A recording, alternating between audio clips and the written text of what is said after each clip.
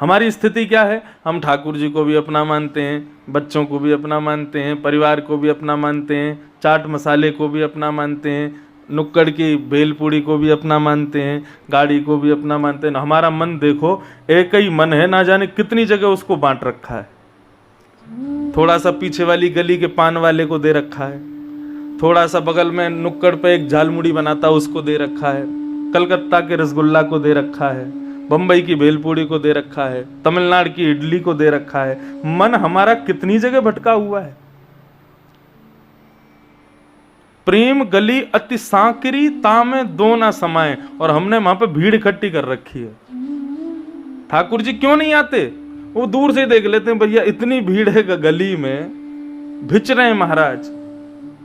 और जब से ये वेस्टर्न कल्चर आया तब से तो हिंदुस्तानी भोजन के साथ में वेस्टर्न चीजें भी आ गई हैं इस मन के अंदर, तो और घमासान मची है महाराज। लेकिन गली उतनी है। ठाकुर जी कहते हैं इतनी भीड़ में फिर मेरा कोई काम नहीं, तू इन्हीं से ही प्रेम कर, मैं दूर ही ठीक हूं। हमारी स्थिति ये है, हमने इतनी वस्तुओं को वहां बैठा रखा है कि ठाकुर जी वहां आना नहीं चाहते। लेकिन कुंती क्या कहती है?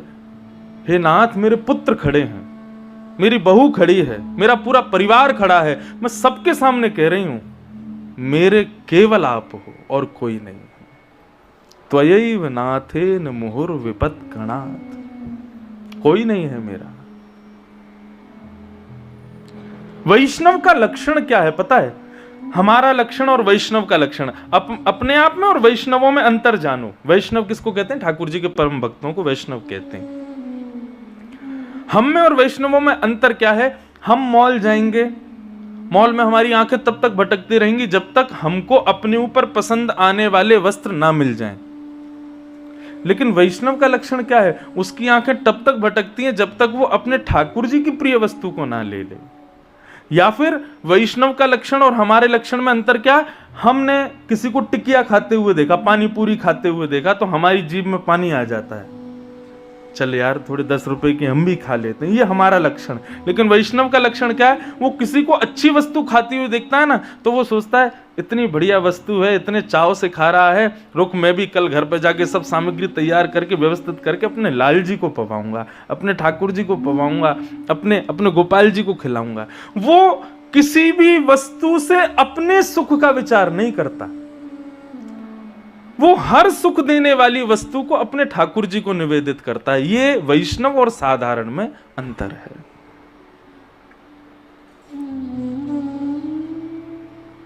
गोवर्धन में अष्ट सखाओं में एक सखा हुए, उनका नाम था कृष्णदास। कृष्णदास जी इसी स्वभाव में रहते थे। कहीं जलेबी बनती हुई दिख जाती थी तो अब दुकान की जलेबी नहीं लेते थे। अच्छा एक बात कहें आपसे, मेरा कोई ये मिठाइयों की दुकानों से कोई विरोध नहीं है मेरा, मैं खुद भी खा लेता हूं, लेकिन मैं ठाकुर जी को भोग नहीं लगाता। क्यों? आप लाए मिठाई दुकान की और कहे महाराज जी भोग लगा देना, लेकिन आपसे पहले ना जाने कितने लोग उसी मिठाई को लेके चले गए हैं, कितने लोगों ने उसको खा लिया है, कहां कहां उसको बांट दिया है। अब आप जिस समय लेने गए थे उससे पहले ना जाने कितनी बिक्री हो चुकी है उसकी। ठाकुर जी ऐसी चीजों का सेवन नहीं करते। ठाकुर जी तो महाराज बहुत चटोरे हैं हमारे, सीधे चूल्हा से उतरे, सीधे उनके सामने पधराओ। कहां तक कहें, जगन्नाथपुरी में तो मुंह पे पट्टा बांध करके लोग भोजन बनाते हैं। क्यों? कि कहीं दाल की सुगंधी से, कहीं सब्जी की सुगंधी से बनाने वाली की जीभ में भी पानी आ गया तो भी ठाकुर जी भोग नहीं लगाएंगे। इतनी अप्रसता का भाव रखते हैं। जगन्नाथपुरी में भोग कैसे लगता है? ठाकुर जी के सन्मुख सारी हंडियां रख देंगे और जितने पेय पदार्थ हैं उनको इस तरीके से तिरछा करके रखेंगे कि श्री जगन्नाथ जी उसमें परिलक्षित हों, उनका प्रतिबिंब दिखाई दे। और फिर पुजारी ऊपर से आकर के झांक करके देखता है, यदि जगन्नाथ जी का प्रतिबिंब उसमें दिख रहा है तो ठाकुर जी भोग लगा रहे हैं, और प्रतिबिंब नहीं दिख रहा तो मतलब अभी ठाकुर जी भोग ही नहीं लगा रहे। इसलिए वहां के रसोइयाओं को सख्त आदेश है कि भैया मुंह को, नाक को, सबको, सारी इंद्रियों को छुपा करके भोजन बनाना। क्यों?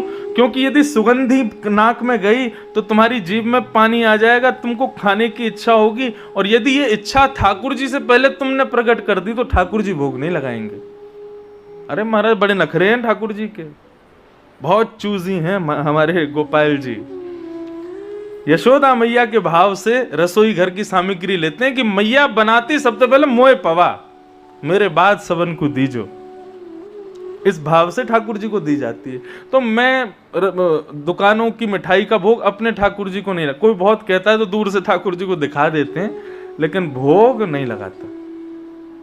आपकी अपनी स्वेच्छा है, आप लगाओ। लेकिन कृष्णदास का स्वभाव भी ऐसा ही था, वो कुछ भी अच्छी वस्तु देखते थे ना तो खरीदते नहीं थे ठाकुर जी के लिए, जाके स्वयं निर्माण करते थे और ठाकुर जी की अनुकूलता के स्वरूप को उसको बना के फिर ठाकुर जी को भोग लगाते। एक बार कृष्णदास जी आगरा गए, मुझे बहुत प्रिय है ये कथा। तो जब आगरा गए तो आगरा में विचरण कर रहे थे कहीं दुकान पर, तभी उनको सुंदर स्वर सुनाई दिया। कृष्णदास जी आनंदित हो गए स्वर को सुन के। अब हमारी स्थिति क्या, स्वर सुनते ही हम खुद को सुनाने जाएंगे, थोड़ी देर वहां बैठेंगे, आहा कितना अच्छा लग रहा है, कानों को सुख मिल रहा है, खुद को सुख देते हैं। लेकिन वैष्णव ऐसे नहीं होते।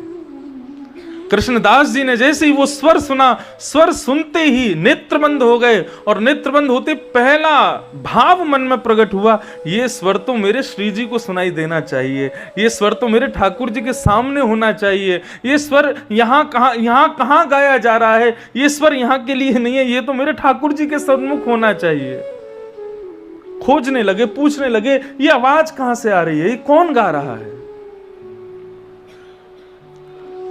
सुनते सुनते सुनते एक गली में पहुंचे। गली से जब अंदर गए तो एक आंगन में जाकर के देखा, चारों तरफ मसनदें लगा करके लोग बैठे हैं, पैसे उड़ा रहे हैं, और बीच में एक वैश्या नृत्य करते हुए गा रही है, नगर वैश्या। कृष्णदास जी ने जब उसका स्वर सुना तब तो मोहित हुए, लेकिन अब जब उसका नृत्य देखा और नृत्य के बाद जब उसके नेत्रों को देखा, उसके सौंदर्य को देखा, कृष्णदास जी बोले, अरे पागल, तू किसको बेच रही है, अपने स्वर को, अपने नृत्य को, अपने स्वरूप को। अरे ये सब तो हमारे ठाकुर जी के लिए होना चाहिए। कृष्णदास जी थोड़ी देर खड़े रहे, खंबे से लगा करके उसके नृत्य को देखते रहे। जैसे ही उसका नृत्य शांत हुआ, लोग पैसे लुटाने लगे, सबको बीन करके ले जाने लगी, तभी कृष्णदास जी उसके सन्मुख गए। बहुत सुंदर गाती हो तुम, धन्यवाद। हमारे सेठ के सामने गाओगी? तुम्हारा सेठ कहाँ रहता है? बोले हमारा सेठ गोवर्धन में रहता है। अच्छा, कितना देगा पैसा? बोले तुम कितना चाहती हो? बोले वैसे तो मैं नाचने का, गाने का, नृत्य करने का, लोगों के सामने तो मैं 10 रुपया लेती हूँ, बहुत होता 10 रुपया, लेकिन गोवर्धन जाना पड़ेगा तो 20 दे देना। कृष्णदास जी ने 100 रुपया दिया। बोले सुन, ये तू अभी रख, बाकी का तुझे मेरा सेठ देगा, चल। बोले 100 रुपया? बोले हाँ। बोले ये तो अभी तू रख ले चलने का, बाकी का वो तुझे देंगे, माला माल कर देंगे, लेकिन हाँ ऐसा गाना, ऐसा नृत्य करना, ऐसा श्रृंगार करके जाना, हमारा सेठ प्रसन्न हो जाए। वैश्या के मन में भाव आने लगा, कोई सांसारी व्यक्ति होगा, ऐसा सेठ होगा, उसके सामने नाचूंगी, गाऊंगी, अपने तिरछे नेत्रों से उसको अपना बना लूंगी, इतने धन की वर्षा करेगा, वो सारा धन लेकर के चली जाऊंगी, जीवन में फिर कहीं नहीं नाचूंगी। उसके मन में भाव आने लगा, चलिए जल्दी चलिए। कृष्णदास जी उसको बैलगाड़ी में बैठा करके आगरा से गोवर्धन ले आए। गोवर्धन में जैसे ही गोवर्धन पर्वत के ऊपर गए, और श्रीनाथ जी जब गोवर्धन में विराजते थे तो श्रीनाथ जी के मंदिर में राजभोग के कपाट लगे थे, ठाकुर जी अभी भोग पा रहे थे। कृष्णदास जी ने जाकर के आंगन में बीच में खड़ा कर दिया उस वैश्या को, और बोले अभी हमारे सेठ भोजन कर रहे हैं, जैसे भोजन हो जाएगा पर्दा खुलेगा, तो पर्दा खुलते ही तुम नाचने लग जाना, और ऐसा गाना कि वो रीझ जाए तुम पे। बार बार दर्पण में देखे खुद को, कभी आंखों के काजल को संभाले, कभी कभी अपने गहनों को संभाले, कभी केशों को संभाले कि आज मुझे ऐसा गाना है, ऐसा प्रस्तुत करना है स्वयं को कि वो रीझ जाए। कृष्णदास जी दूर खड़े हैं और प्रार्थना कर रहे हैं, नाथ आज कृपा करो इस पर। जैसे ही कपाट खुले हैं और कपाट खुलते ही देखा एक उर्द बाहु, दूसरी भुजा कमर पर, नेत्र नीचे हैं, सुंदर मालाएं पहनी हैं, ऐसी रूप छवि प्रकट हो रही है सामने से महाराज। उस वैश्या ने जैसे ही नेत्र खोल करके देखा, कितना समय व्यतीत हो गया, वो खड़ी रही, शरीर कंपायमान होने लगा, होठ कांप रहे हैं, स्वर कहना चाहती है, निकल नहीं रहे, नेत्रों से आंसुओं की धाराएं गिर रही हैं। कृष्णदास जी कहे, गाओ, तुम तो बहुत अच्छा गाती हो ना, बहुत अच्छा नृत्य करती हो, क्या हुआ, गाओ। बोले, आपने मुझसे झूठ क्यों बोला, ये आप मुझे किसके सामने ले आए हो? मैंने ऐसा सुंदर स्वरूप, ऐसा सुंदर भाव, ऐसा सुंदर श्रृंगार मैंने कभी नहीं देखा। वास्तव में आज मेरा मन कहता है कि मैंने अपने स्वर को, अपने यौवन को, अपने सौंदर्य को, संसार को बेच दिया। अब मैं इनको नहीं दे सकती। ये उच्छिष्ट हो चुका है, झूठा हो चुका है सब कुछ जो भी मेरे पास है। मैं कैसे दूं इनको? मेरे मन का भाव है कृष्णदास जी, ये शरीर अब झूठा हो चुका है, मैं इससे इनकी सेवा नहीं कर सकती, लेकिन मेरी आत्मा पवित्र है। ऐसा कुछ सुना दीजिए मुझे कि मैं अभी इसी वक्त अब यहां से वापस नहीं जाना चाहती, इसी क्षण अपने इस देह का त्याग कर दूं और अपनी आत्मा, पवित्र आत्मा से जाकर के इस श्याम सुंदर को अपने हृदय से लगा लूं। अब मुझे नहीं जीना। तब उस वैश्या के भाव को, वैश्या के बगल में खड़े होकर के कृष्णदास जी गाते हैं। कृष्णदास जी कहते हैं, सजल श्याम घन वरण लीन है, फिर चित अनत न भटक्यो। हम ठाकुर जी को अपना मानते हैं, ये बड़ी बात नहीं है। बड़ी बात ये है कि हम हजारों लोग यहाँ बैठे हैं, हम में से ठाकुर जी किसको अपना मानते हैं?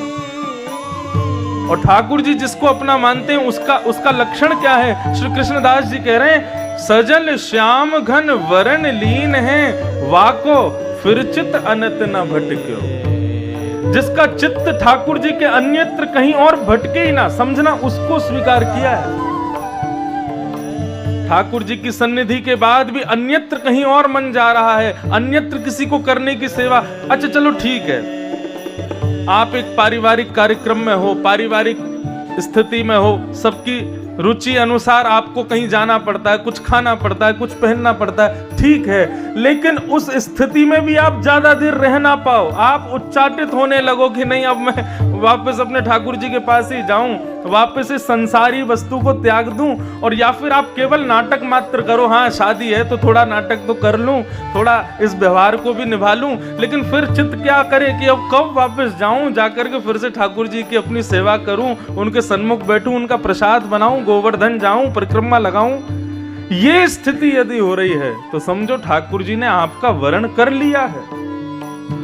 सजल श्याम घन वरण लीन है, फिर चित अनत न भटक्यो। कृष्णदास जी गा रहे हैं और गाते गाते कब तभी क्या देखते हैं कि वो वैश्या उठ करके खड़ी हो गई, नृत्य करने लगी, गोल गोल घूमने लगी, ठाकुर जी को देखते देखते नेत्रों से अश्रुधार बहने लगी। और महाराज नृत्य करते करते करते करते करते करते उस वैश्या ने वहीं प्राण त्याग दिए और उसके उस देह में से उसके आत्मा प्रकट हुई। कृष्णदास जी दर्शन कर रहे हैं और वो चलती हुई जा रही है और भीतर जाकर के श्रीनाथ जी को अपने हृदय से लगाती और उन्हीं में ही विलीन हो जाती है। कृष्णदास किए प्राण न्योछावर, यह तन जग सिर पटक्यो। जिस तन से संसार को प्रेम है, जिस तन के पीछे ये पूरी दुनिया भाग रही है, उस तन को जग के सिर पर पटक करके वो वैश्या ठाकुर जी के समीप चली गई और उनमें ही विलीन हो गई। मेरो मन गिरधर छवि पे अटक्यो, सजल श्याम घन वरण लीन है, फिर चित अनत न भटक्यो। कृष्णदास किए प्राण न्योछावर, कृष्णदास किए प्राण न्योछावर, यह तन जग सिर पटक्यो। तो मैं किस परिप्रेक्ष्य में यह कथा सुना रहा था कि वैष्णव का लक्षण क्या है। मानवीय लक्षण यह है कि वो सांसारिक वस्तुओं को देख करके अपनी क्षुधा को बुझाने का कार्य करता है, लेकिन वैष्णव लक्षण क्या है, वो सांसारिक वस्तु को देखेगा लेकिन उस सांसारिक वस्तु को भी ठाकुर जी की वस्तु बनाने का प्रयास करता है, ठाकुर जी का प्रसाद बनाने का प्रयास करता है।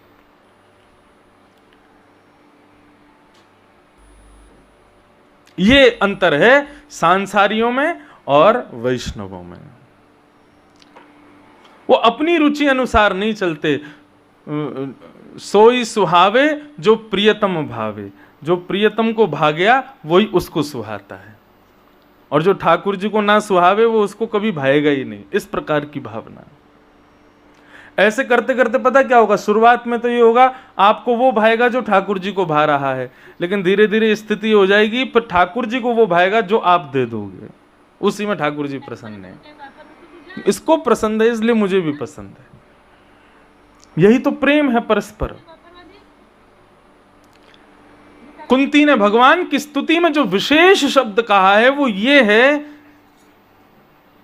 कि केवल आप हमारे हो और कोई नहीं।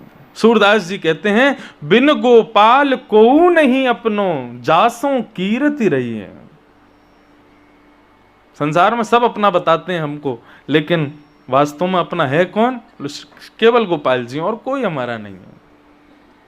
बिन गोपाल को नहीं अपनो, जासों कीरत रही है। तो इस प्रकार कुंती ने भगवान की स्तुति गाई, और कुंती की स्तुति की ये बात हमेशा याद रखना, त्वयैव नाथेन, केवल आप हमारे हो।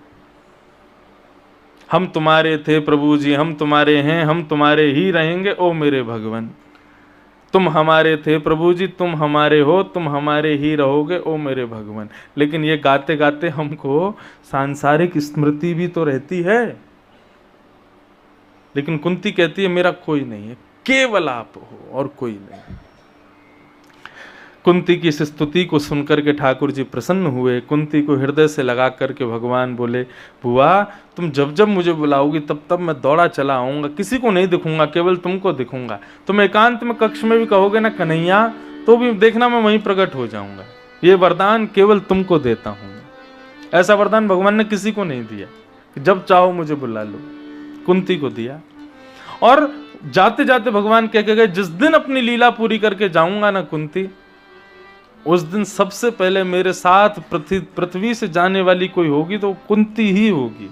और ऐसा ही हुआ। जब अर्जुन आकर के बताते हैं कि श्री कृष्ण द्वारिकाधीश अपनी लीला पूरी करके चले गए, तो युधिष्ठिर आदि तो रोने लगे, लेकिन कुंती ने पर्दे के पीछे से किसी कार्य को करते हुए सुन लिया कि द्वारिकाधीश अपनी लीला पूरी करके स्वधाम चले गए। ये सुनते ही वहीं खड़ी खड़ी कुंती के प्राण निकल गए। कहां तक बताएं महाराज। एक बार नारद जी को और गरुण जी को अभिमान हो गया कि हमसे बड़ा कोई भक्त नहीं है ठाकुर जी का। भगवान को पता चला कि भाई नारद और गरुण दोनों अभिमान में घूम रहे हैं आजकल। क्यों? नारद अभिमान में इसलिए घूम रहे हैं कि किसी भी भक्त को ठाकुर जी दर्शन देते हैं तो उससे पहले भगवान के पिए समझ लो। कौन है नारद जी? पहले नारद जी मिलते हैं। नारदो देव दर्शन, शास्त्र आज्ञा करते हैं भगवान बाद में मिलते हैं, पहले नारद जी मिलते हैं। एक बार मैंने अपने गुरुदेव से पूछा, मैंने गुरुजी एक बात बताओ, हमको तो मिले नहीं अभी तक, तो इसका मतलब भगवान मिलने वाले नहीं है? बोले नारद कौन है? मैंने कहा कौन है? बोले जो ठाकुर जी की यश का गान करे वही नारद है। तो मैंने कहा तो फिर? बोले भागवत के वक्ता जो है व्यासपीठ पे बैठते नारद ही हो जाते हैं। अगर ये मिल जाए तो समझ जाए ना ठाकुर जी मिलने वाले हैं। मैंने कहा ये बढ़िया बात बताइए आपने। मैंने कहा हमारे तो पिताजी नारद हैं। बोले तुम भी नारद बन जाओगे। तो नारद कौन? जो ठाकुर जी की ही कीर्ति सुनावे, जब उससे जब बात करोगे वो भगवान की चर्चा करेगा, वो नारद है। तो नारद जी को और गरुण जी को अभिमान हो गया कि हमसे बड़ा कोई भक्त नहीं है। तो भगवान के सन्मुख एक दिन दोनों बैठे थे, तो भगवान बोले आज इनका अभिमान दूर करते हैं। तो भगवान बोले नारद एक काम करो। क्या? बोले गरुड़ जी को संग लेके जाओ, और जो सप्त समुद्र और सप्त द्वीप का वर्णन हम लोग सुनते हैं बंधु, ये सप्त द्वीप हमने 7 समुद्र और 7 द्वीप वो नहीं है जो हम लोग देखते हैं। सप्त समुद्रों का जो वर्णन है उसमें दूध का समुद्र है, गन्ने के रस का समुद्र है, दही का समुद्र है, मदिरा का समुद्र है, नमकीन पानी का समुद्र है। हम लोगों ने केवल वही देखा है, नमकीन जल वाला, जो जम्बू द्वीप के किनारे है। मतलब ये पूरी पृथ्वी जम्बू द्वीप है और ये समुद्र है। ये एक द्वीप और एक ही समुद्र हमने देखा, उसको हम 7 समुद्र बोलते हैं, लेकिन है नहीं। वो अलग स्थिति है, वो हम देख नहीं सकते, वो अलग द्वीप हैं, जिसमें से एक समुद्र क्षीर सागर है, दूध का सागर, जिसमें ठाकुर जी रहते हैं। तो एक द्वीप है, उसका नाम है श्वेत द्वीप। हम जिस द्वीप में रहते हैं इसका नाम क्या है? जम्बू द्वीप। तो श्वेत द्वीप जाने के लिए भगवान ने आज्ञा की वरुण जी को और नारद जी को, और कहा कि वहां जाकर के वहां के भक्तों से मिलके आओ और आकर के मुझे बताना वो वहां के भक्त कैसे हैं। मैंने सुना है वहां के भक्तों जैसी भक्ति किसी में नहीं है। नारद जी और गरुड़ जी अभिमान में बोले अच्छा, हमसे श्रेष्ठ तो फिर भी नहीं होंगे, लेकिन फिर भी ठाकुर जी की आज्ञा है तो चलो हम जाके दर्शन कर लेते हैं। तो बंधुओं, श्वेत द्वीप में आप लोग वृंदावन में दर्शन करोगे, श्री राधा वल्लभ लाल जी, बिहारी जी मंदिर के पास में ठाकुर जी श्री राधा वल्लभ लाल विराजते हैं। ये राधा वल्लभ लाल जो हैं ये श्वेत द्वीप से ही आए हैं, ये श्वेत द्वीप के ठाकुर जी हैं। श्री हित हरिवंश महाप्रभु ने उन्हीं को भजन के भाव से और किशोरी जी की कृपा से श्रीधाम वृंदावन में प्रकट किया। तो कहां से पधारे? बोले श्वेत द्वीप से ही आए। जितने भी स्वयंभू ठाकुर जी प्रकट होते हैं ना, वो किसी ना किसी अन्य प्रदेश, अन्य द्वीप या किसी देवता के पूजित ठाकुर जी ही वृंदावन में प्रकट हुए हैं। तो श्री राधा वल्लभ लाल जी जो हैं ये श्वेत द्वीप के ठाकुर जी हैं। और श्वेत द्वीप में राधा वल्लभ लाल जी किसके ठाकुर जी हैं? तो देवादिदेव महादेव शिव के ठाकुर जी हैं। जैसे आपके निज गोपाल जी हैं, मेरे निज ठाकुर जी हैं अपनी निज सेवा के, ऐसे ही शंकर जी की निज सेवा के ठाकुर जी हैं राधा वल्लभ लाल जी। और कथा बहुत लंबी है, मैं पूरी नहीं सुनाना कि वो कैसे आए वृंदावन। आत्मदेव नाम का एक ब्राह्मण था, थोड़ी सी सुनाते हैं। उसने बहुत तपस्या की, तपस्या करके शंकर जी को प्रकट कर लिया। तो शंकर जी से बोला, वो लोभ ही था, वो चाहता था कि मैं इनसे ऐसा कोई रत्न मांग लूं, ऐसा कोई हीरा मांग लूं, ऐसा कोई धन संपत्ति मांग लूं जिससे मैं जीवन भर के लिए धन धान्य से परिपूर्ण हो जाऊं। तो शंकर जी जब प्रसन्न हुए, प्रकट हुए, तो उस आत्मदेव ब्राह्मण ने मांगा कि हे भोलेनाथ, आप अपने हृदय का सबसे अमूल्य रत्न मुझको दे दीजिए। शंकर जी रोने लगे, बोले बेटा तू कुछ मांग ले, ये मत मांग। उसको लगा इसका मतलब वो रत्न बहुत महंगा है तभी रो रहे हैं ये, उसको मांग लूंगा तो मेरी आगे की पुश्तें भी खाती रहेंगी, तो वो वही रत्न ही चाहिए मुझे। शंकर जी से लड़ गया, महाराज आप चाहे कुछ दो मत दो, लेकिन मुझे वही चाहिए, आपके हृदय का सबसे अमूल्य रत्न चाहिए। महादेव बोले मेरी पदवी मांग ले, मेरे प्राण मांग ले, मेरा सर्वस्व ले ले, लेकिन मेरे हृदय के रत्न को मत मांग। बोले देना है तो केवल ये दीजिए, नहीं तो कुछ मत दीजिए। अब वरदान देने का वचन दे दिया, नहीं देंगे तो भी बात खराब हो जाएगी। तब शंकर जी रोते हुए श्वेत द्वीप से अपने ठाकुर जी को हृदय से लगा करके लाए और ला करके ब्रजमंडल में आत्मदेव नाम के ब्राह्मण को दे दिया। वही थे श्री राधा वल्लभ लाल जी। आश्चर्य की बात, आत्मदेव ने जैसे उनको उठाया, बोले ये क्या है? बोले यही है मेरे हृदय के सबसे अमूल्य रत्न। शंकर जी तो रोते हुए वहां से चले गए। आत्मदेव रोने लगा, राम राम, मैंने तो कुछ और सोचा था, ये तो कुछ और मिल गया। कितना अभागा था। ठाकुर जी आ गए साक्षात उसके पास, फिर भी रो रहा था। तो कोई भाव से सेवा नहीं करता था, जबरदस्ती सेवा करता था ठाकुर जी की। और शंकर जी तो चले गए। तब भगवान की वंशी, वो शिव जी के पास ही थे, उसने मन में विचार किया, बोले कि नाथ बड़े दुखी हैं, उसकी सेवा से आप जिसको दे आए हो अब कृपा करके मुझे भेजिए। तब भगवान की वंशी ही श्री हितहरिवंश महाप्रभु के रूप में प्रकट हुए और जाकर के आत्मदेव से राधा वल्लभ लाल जी को लाकर के श्रीधाम वृंदावन में स्थापित किया। तो ये राधा वल्लभ लाल जी जो हैं, ये श्वेत द्वीप के ठाकुर जी हैं। एक भक्त की तपस्या से ये वृंदावन में आ गए, शंकर जी के ठाकुर जी हैं। तो मैं कथा आप लोग भाव से सुनिएगा, क्या पराकाष्ठा है भक्तों की।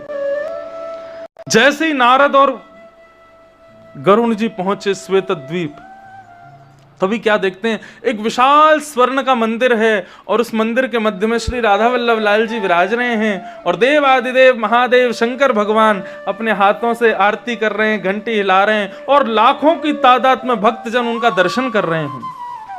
अभी बात तो सुनो पूरी। गरुण जी और नारद जी पीछे से देख रहे थे राधा वल्लभ लाल जी का मधुर दर्शन। शंकर जी ने सबको आरती दी, फिर ऊपर से ठाकुर जी का जो मधुर आरती का जल था सब पर छिड़कने लगे। सब आनंदित हो गए, जय जय राधा वल्लभ लाल, सब लोग कीर्तन करने लगे, नृत्य करने लगे। लेकिन इतने में ही अन्नपूर्णा पार्वती जैसे ही भोग लेकर के आई, तो भोग पधराती जैसे ही पर्दा किया है ठाकुर जी के आगे, पर्दा करते ही लाखों की तादाद में खड़े हुए भक्त ठाकुर जी के विरह में अपने प्राण त्याग देते हैं। लाखों भक्त चारों तरफ खड़े थे, सबके प्राण निकल गए, केवल दो लोग खड़े हैं, गरुण जी और नारद जी। और वो चारों तरफ देखते हैं, ये क्या हुआ है। पास जाके सुनते हैं तो धड़कन नहीं चल रही है, नासिका पे हाथ रखते हैं, श्वास नहीं चल रही है। बोले ये तो इसकी तो मृत्यु हो गई।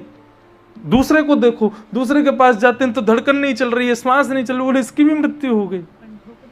सबको ऐसे देखते हुए दोनों बड़े आश्चर्य में, बोले हुआ क्या।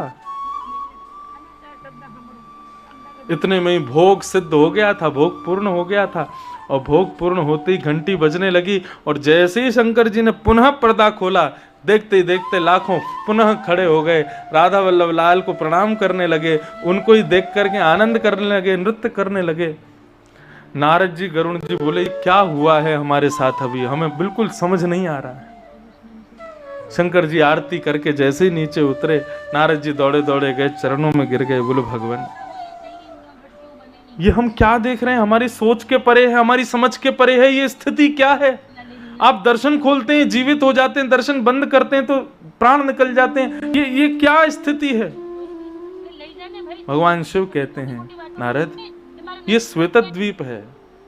यहाँ के भक्तों की भक्ति की पराकाष्ठा इतनी है कि लोगों के प्राण किसी के अपने पुत्र में होते हैं, किसी के प्राण अन्न में होते हैं, किसी के प्राण धन में होते हैं, लेकिन यहाँ के भक्तों के प्राण श्री राधा वल्लभ लाल जी का दर्शन है। वो जब मिलते हैं तो जीते हैं और जब जैसे ही पर्दा आ जाता है ना, एक क्षण का भी, उनके प्राण निकल जाते हैं। इनका भोजन, इनका पानी, इनका सब कुछ केवल श्री राधा वल्लभ लाल जी।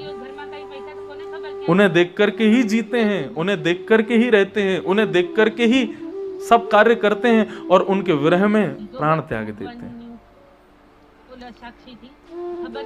नारद जी गए और उन भक्तों की चरण रज को अपने माथे से लगा करके एक पोटली में बांध करके अपने लोक ले गए। एक दिन नारायण जब मिले तो पूछे, नारद तुम श्वेत द्वीप नहीं गए थे। बोलो भगवान गया था, वहां की रज भी लाया हूँ, नित्य अपने माथे से लगाता हूँ ताकि ऐसी भक्ति की पराकाष्ठा मुझ में भी प्रकट हो। मुझे अभिमान था कि मुझसे श्रेष्ठ कुछ नहीं है, कोई नहीं है, लेकिन उनका दर्शन करके, उनका अनुभव करके पता चला कि भक्ति किसे कहते हैं, वैष्णवता किसे कहते हैं। और वृंदावन में आज भी ऐसे कई भक्त हैं, आज भी। अगर उनको वृंदावन से दूर कर दिया जाए ना, सीमा से बाहर ले जाओगे तो प्राण निकल जाएंगे उनके। वो जीते ही वृंदावन को देख करके, ऐसे वैष्णव। ये केवल हम सुन सकते हैं, मुझे तो नहीं लगता कि इस जन्म में हम ऐसे कभी बन पाएंगे। हम केवल इसका श्रवण कर सकते हैं, केवल इसका अनुभव कर सकते हैं, केवल इसका चिंतन कर सकते हैं, लेकिन हम चाहें कि हम ऐसे हो जाएं, कभी नहीं हो पाएंगे। ठाकुर जी केवल कथा से हमको अनुभव करा दें, बस इतना ही सीमित है। नहीं तो ठाकुर जी कभी हमारी गोद में खेलें, कभी हमारे सन्मुख आ जाएं, कभी हमारे साथ किलोल करें, मुझे नहीं लगता कि इस जन्म में हम वो संभव कर पाएंगे।